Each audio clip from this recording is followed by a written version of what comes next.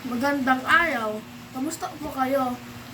Ang kakain ko po ngayong araw ay prutas at gulay, karne, mashed potato, at kanin na may pinaghalong gulay.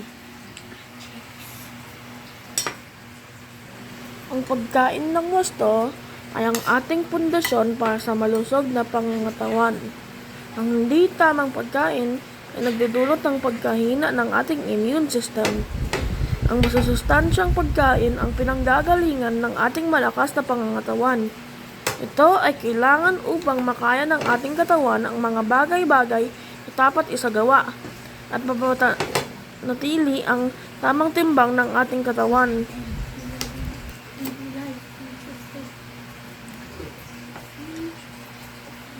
Alam niyo po ba na ang steak ay mayaman sa protina at ang gulay ay binibigyan tayo ng masustansyang mga minerals.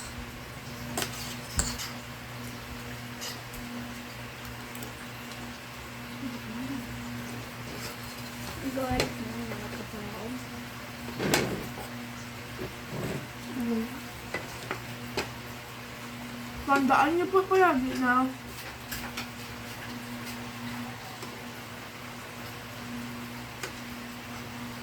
tayo ay palagi kailangan kumain ng masustansya na pagkain para tayo ay palagi malakas at malusog. Salamat sa inyong pakikinig.